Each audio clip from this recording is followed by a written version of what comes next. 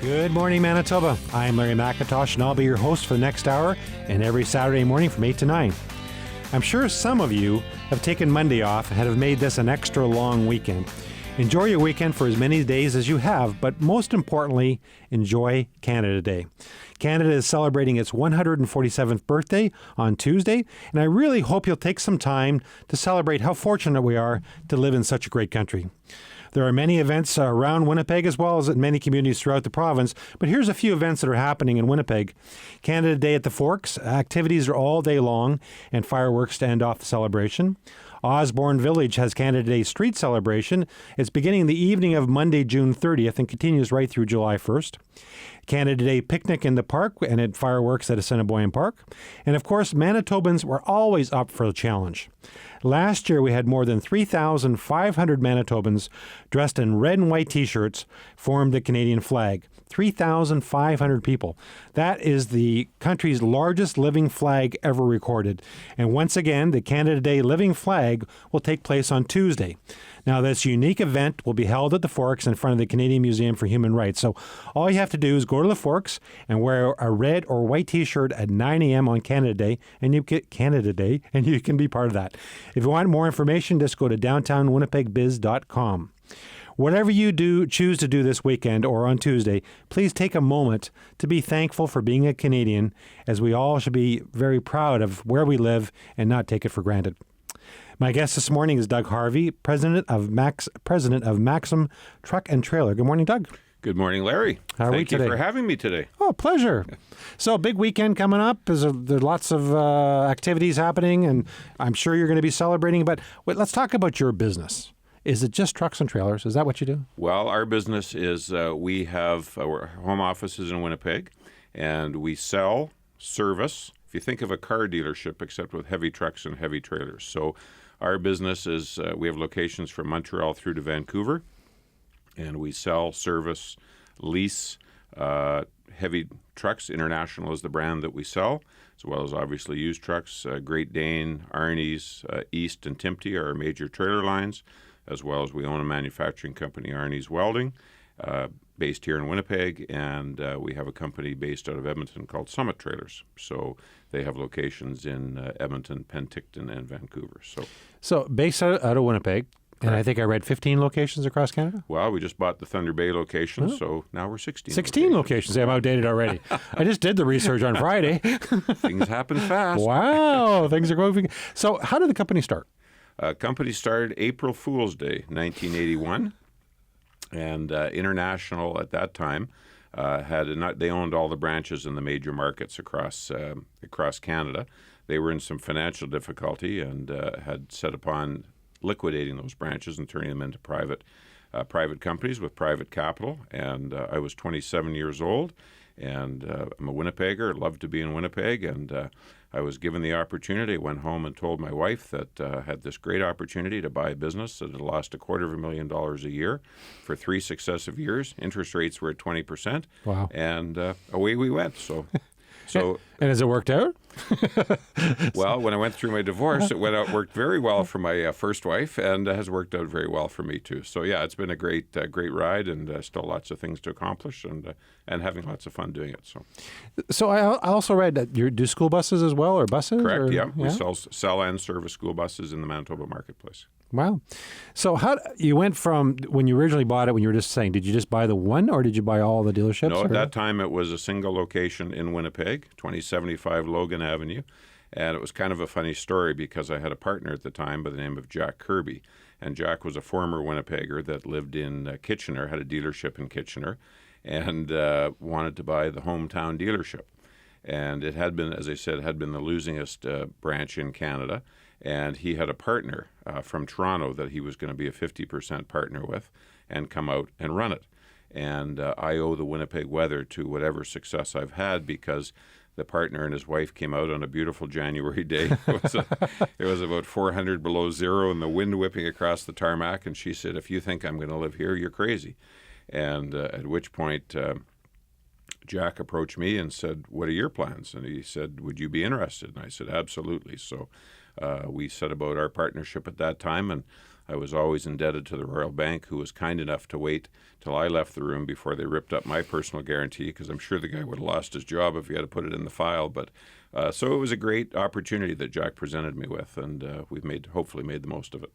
I think a lot of people have seen the trucks on the road.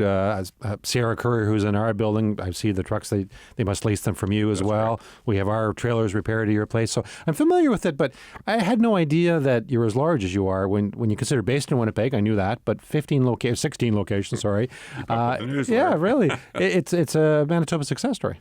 Well, it's kind of interesting because I'm a diehard Winnipegger. I love Winnipeg and have always decided this was where my home was going to be. And when I graduated from university in 1975, the oil boom was going on, and people would always say, unless you move to Calgary or Vancouver or Toronto, you'll never be successful. I've never been one that's really been keen on somebody telling me what I have to do to be successful. And so I seized the opportunity that Jack presented and really went about trying to build a company. We didn't have 16 locations as a goal or whatever, but we built as customers needed our services in other locations and opportunities arose. So very proud of the fact that we're a Manitoba-based company and Winnipeg being our home, and we've been able to provide employment to over 800 people across Canada, and been able to do some good things, I think. So. We'll be right back with Doug Harvey, president of Maxim Trailer and Truck, after we take this break for your CJOB weather update.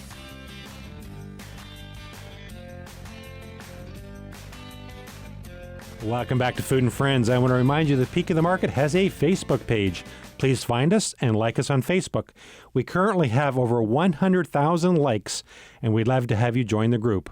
We're updating our status regularly with news on our charity events and interesting veggie tidbits, so please find us and like us on Facebook. We're back with Doug Harvey, president of Maxim Truck and Trailer. Maximum Truck and Trailer. I said trailer and truck, I think, last time. And then you just said Maximum. But hey, Claire, who am I to correct? Maxim. My goodness. What? This is like the easiest name I've had in months. Brand, okay? Maxim? Maxim. Truck and Trailer. Yes. Okay, we've got that name in like 9 times now. Not to be confused with kind of the girly magazine, although my partner Jan does brag that she's a Maxim girl. So. Oh, there you go. So we were talking during the commercial break that you have done lots of media. You're on Busy Fingers. Busy Fingers. So tell us about your career on Busy Fingers. Well, it was a very short career, actually. It was in grade 6, and it was probably world renowned at the time, but I was able to condense it just into a little Winnipeg only package. But yeah, I was in grade 6, and one of these craft things, and they're having I always remember because it was kind of funny because everybody was vying to be on it, in the class, and so they picked 3 boys. And I can still remember the girl's name that was so upset that it was, gender biased. Oh, wow. Didn't call it gender biased at the time, but it was 3 guys. Anyways, my career was short-lived, Larry. I did 1 witch on Busy Fingers, but I like to remind people that I was on television. So. Wow. Well, you're obviously very comfortable being on the radio here. Yeah, I have a face for radio, so it's perfect. So the obvious question is, are you from Winnipeg originally? I'm assuming in grade 6 you were here. So I was here in grade 6, spent 3 or 4 of my best years in grade 6. And I'm born and raised in Winnipeg and a very proud Winnipegger in Manitoba. And we were talking a little bit before the break, but you are proud to be from Manitoba, and you could, like many successful business people, could go to Calgary, could go to BC, go to the United States, depending on what business you're in, but you've chosen to stay here. Very, very correct. And, it's kind of interesting. My first wife would always want to live at the coast, and I said, but I'm happy here. And she said, but you might be happy there. And I said, well, I'm not looking for 110% happy. I'm happy. I know I'd be happy there, but I'm happy here. And, everybody's different, and what really matters to me is family and friends. And my parents, I had the pleasure of living with my parents as long as they were alive, not living with them, but living in the same city. My brother and sister live here. Our 3 kids live here, and I've still, have friends that I've from, grade school and all the different walks of life. So, Winnipeg's just very comfortable for me, and it's a great place to live. And as people may know if they've listened to the show, I've lived all over Canada in my previous career when I was a retail chain and I got transferred around. And Manitoba was where I wanted to live. And that's ultimately why I came back to work at Peak of the Market. Is great company, but I also wanted to live here. And I think you can appreciate what we have right here in Manitoba when you've been outside other areas, other provinces. In my case, you've always lived here, though. Do you see that? Yeah, and I travel a lot. Obviously, our business is in 16 different centers across the country, so travel to those locations. And there isn't a city I've been to that I don't like. And but this is home, and it's not a contest about what do you like more or what don't you like. I just happen to really like it here. I'm a very happy guy. I'd be happy in anywhere else in Canada, I'm sure. But what I really like about here, one of the things I really like is that I can go to almost any place at any time of day and run into somebody I know. They're friends of yours. They're friends from volunteer work, from business, from school. They're friends of your kids. They're friends of your parents. They're friends of your siblings. You're 1 degree of separation, and that's not important to everybody, but it's huge to me. So, and I think is exactly right, because the city is big enough, the province is big enough that we have all the amenities, the jets and the bombers and, symphony, and it goes on, but small enough that you still run into people, you're not in traffic for 3 hours a day. And well, to me, it's a big, small town. And you said it very right, Larry, that you have all of the amenities that many other cities don't have in a professional football team, professional hockey team, world-class theater, world-class ballet, symphony, burgeoning arts community. And what I think and it's very affordable and it's attainable. Like I can race home and, from work and pick up my wife and get back to where we're going. And I'm not an hour in traffic in order to do that. So, there's lots of cities that you just don't do things because they're too far away time-wise. And here you can be, and, I'll laugh from time to time and, I'll come home and boy, how could anybody live in Winnipeg? And you just look at your calendar, you've been out for 10 nights in a row and doing all sorts of different things with all sorts of different people. So you can be as busy as you want here and do all the things you can in a big city. You don't maybe have the same selection of theater as you do in Toronto, but I have theater to go to. And it's accessible, attainable, and affordable. So I don't know, it's pretty good to me. It's a great city. It's a great province. I think we both can agree on that. And we don't always talk as positively about the city and province as we should. And we were talking off air. People talk about mosquitoes and the cold here a lot, and we're kind of our worst enemies in some ways. But we're going to come back in a minute with Doug Harvey, president of Maxim Truck and Trailer, right after we take this break.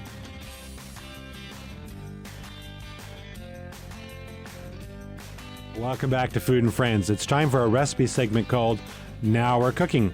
Now, you don't need to write this recipe down, as it's today's recipe of the day at peakmarket.com and in the Winnipeg Sun. So you can get all the information from our website or today's Winnipeg Sun. Today's recipe is crisp fried onions. Crisp fried onions. Okay, here's what you need for the recipe. 1 pound of onions, half a cup of flour, some vegetable oil, and some salt. Well, not too many ingredients. Thinly slice the onions and separate into rings. Place the flour in a bag and then add the onions and shake to coat. In a heavy saucepan, heat enough oil to cover the onions. Then add the onions, about a quarter of them at a time. Cook, stirring often until golden brown or about 5 minutes. Remove the onions with a slotted spoon and drain on a paper towel. Then sprinkle with salt and serve warm. And this recipe, serve 6. Again, this recipe, crisp fried onions, is today's recipe of the day at peakmarket.com and in the Winnipeg Sun. And all the recipes on our website or in the newspaper have both metric and imperial measurements. We also have over 4,000 recipes at peakmarket.com, and you can even receive recipes via email. If you'd like to sign up to receive a free recipe via email on a daily to weekly basis, just go to peakmarket.com and click on Email Recipes. Our system will ask you for your email address, the province you're from, and how often you wish to receive the recipes. It's that simple, and you can unsubscribe at any time. We currently have over 45,000 subscribers in 202 countries that receive our free recipe emails. So again, to join our recipe club, please visit peakmarket.com. We'll be right back with Doug Harvey, president of Maxim Truck and Trailer. I won't say I was worried about that. Maxim Truck and Trailer. After we take this break for your 680 CJOB news, sports, and weather update, we'll be right back after this break.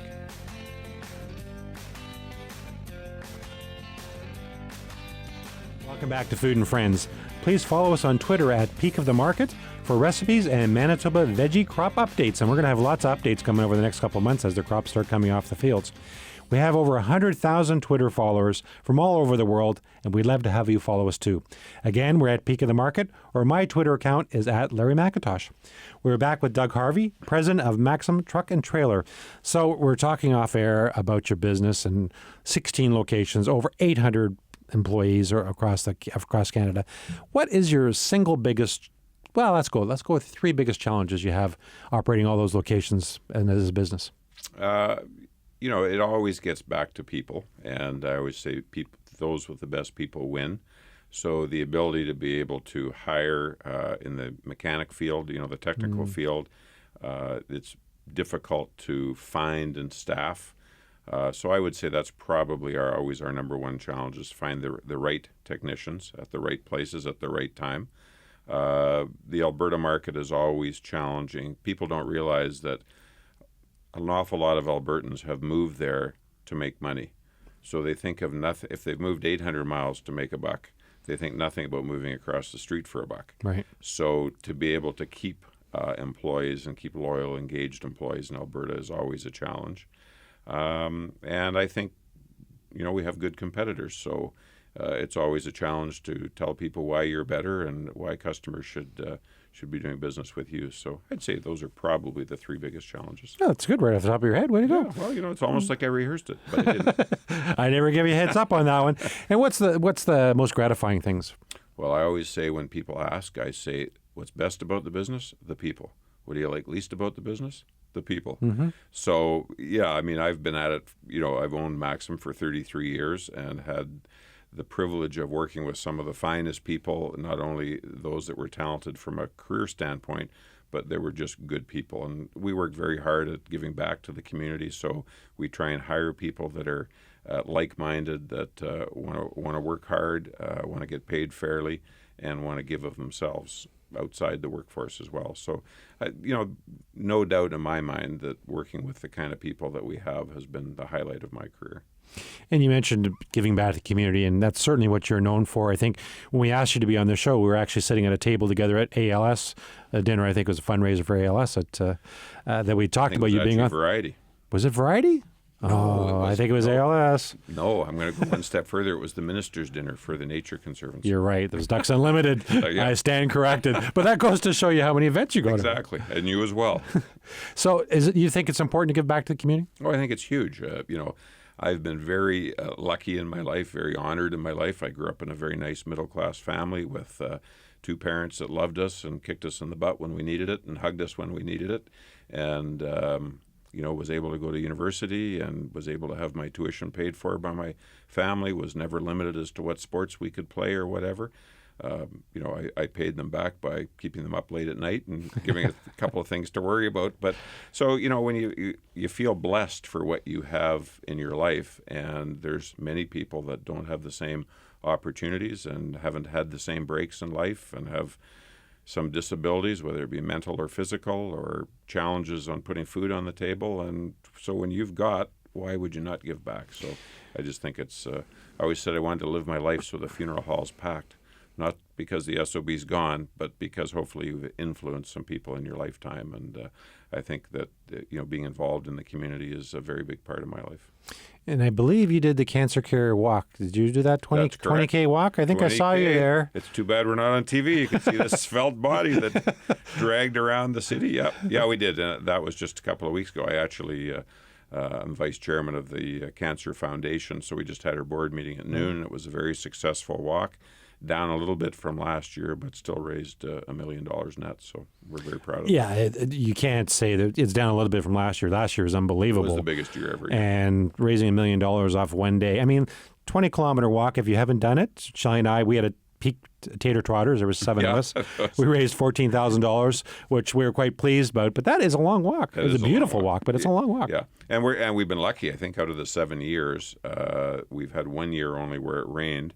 It will even be a longer walk when we do get that year comes that it's pouring rain and whatnot. It'll be a little challenge, but it's great. And we love the Tater Totters outfits. I thought they were very cute.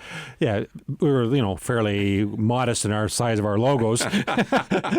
But the interesting thing about it, beyond obviously raising money for a great charity, but to me, it's very neat because it's team building of sorts, right? Very much so. We all wanted to go across the finish line together, so some are faster than what Shelley and I were, but they waited for us. We all walked across the finish line together, and it's an incredible feeling when you do that. Well, it is. And the other thing that from a cancer care perspective is we call it the Challenge for Life because we not only want people to walk and to have the team building and the feel good, because many people are walking for either loved ones or family members that have been stricken by cancer. They're also walking for those that have lost the battle with cancer. But so the Challenge for Life is really to get people to look at these sort of 5 key things that you can do to make your chances of getting cancer reduced by as much as 50%. So right, and it's an amazing day, well organized, and I highly recommend that if somebody can walk 20K, and I guess everybody can to some degree, depending on your health, and you take your time. There's no pressure. It's not a run or anything. And quite honestly, Larry, I knew guys that only walked 10K, but they still felt like they participated. Mm-hmm. They still raised the money, and at the end of the day, there's a lot of things that we want to hope that we get out of it. We want to get awareness. We want to get that team building, that feel good. We want the people to be able to honor somebody that's been stricken with it. But at the end of the day, we want to raise money because the money is very badly needed, as it is in all charities. And all charities. And we have lots of great charities, no question. And I know you're not going to bring this up, but I looked it up on Friday. $36,000, close to $36,000 you raised? Well, I wouldn't want to bring it up exactly, but I think it was $35,450 exactly. I rounded it up for you. And your team was $80,000 or something like that? That's amazing. Just shy of $80,000. So we have a barbecue every year. We have we do a pancake breakfast in December for Christmas cheer board, and we do a cancer care barbecue in June every year. And this year we raised $26,500. We had 800 people come. It was a fabulous event. We had a beautiful day. So that $26,500 was part of our in our goal. But I'm a little competitive, and my wife we actually started a rule about no iPads in bed because I kept wanting to, see if anybody donated, and then 10 minutes later, see if anybody donated because I like to win. We'll be right back with Doug Harvey, President Maxim Truck and Trailer, after we take this break.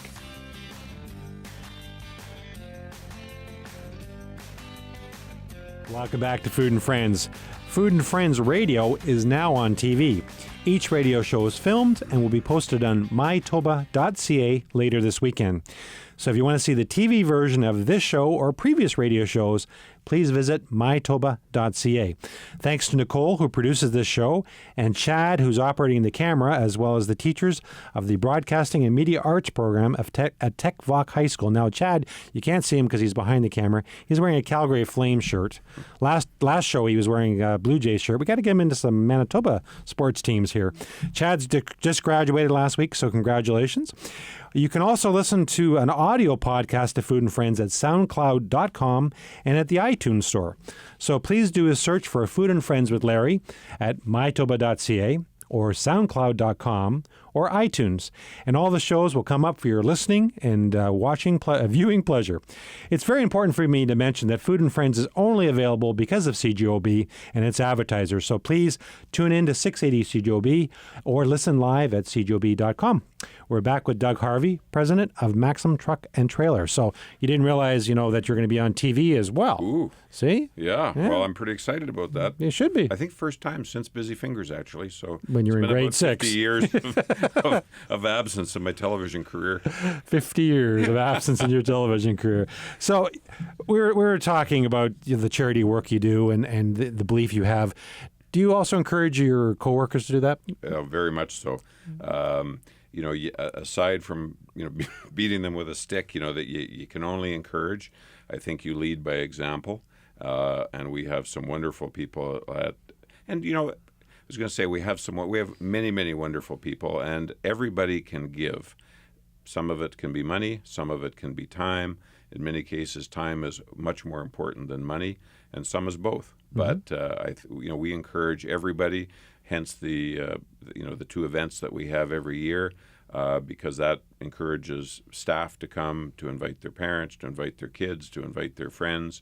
and participate. And I think people are proud to work someplace where people have a belief in giving of, as I say, of both time and money. So yeah, we very much encourage people, and we look for that.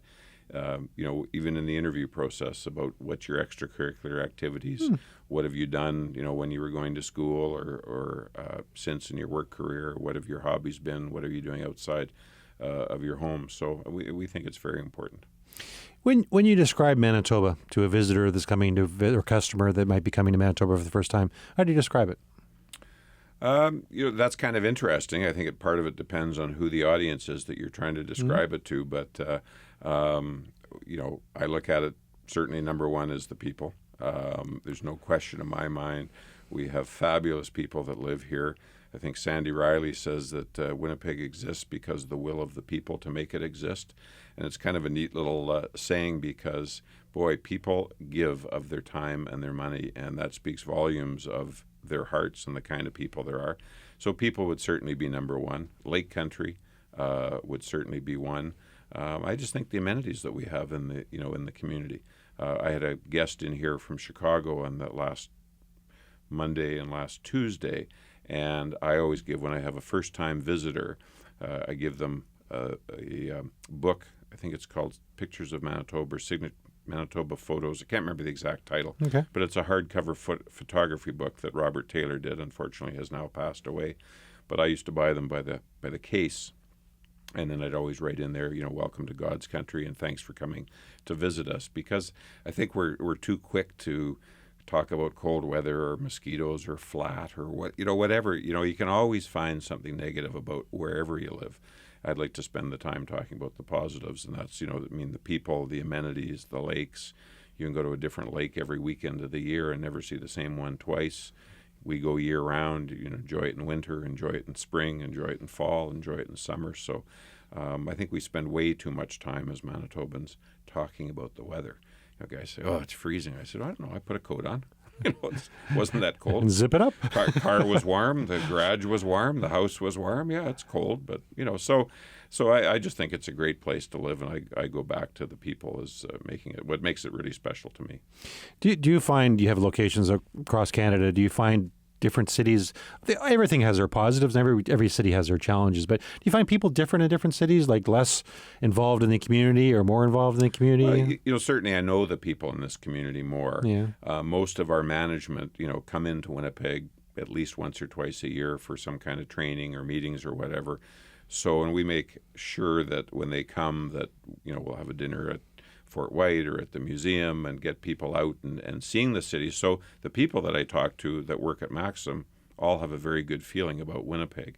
And I think that when you're in any other place, you tend to go where the tourists go. And so, you go to Quebec City and you say, people say, oh, I love Quebec City. Have you ever been anywhere other than the old town? Well, no. San Antonio, ever been anywhere other than the Riverwalk? Well, no. Right? So we live here, so we know the challenges in some of the areas of the city or whatever that we would love to correct.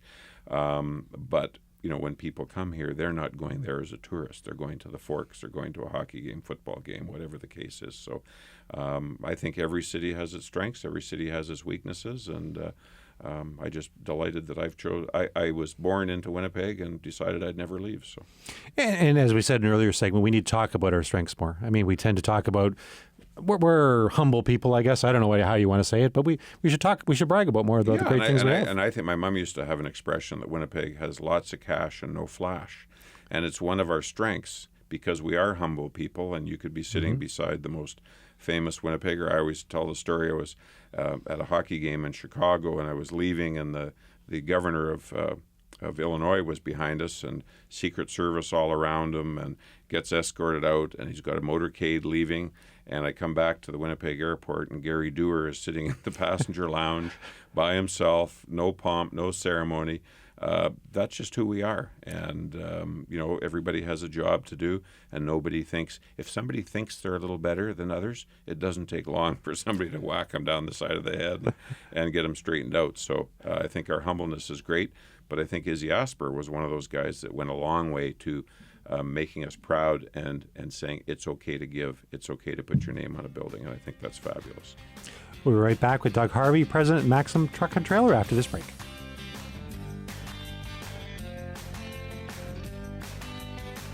Welcome back to Food and Friends. My guest today has been Doug Harvey, President of Maxim Truck and Trailer. Thank you, Doug, for being on Food and Friends. Thank you for having me, Larry. It was a fun hour. You know what? It's great talking to a proud Manitoban just before Canada Day, but it's great talking to you. Thank you very much. Thank you very much.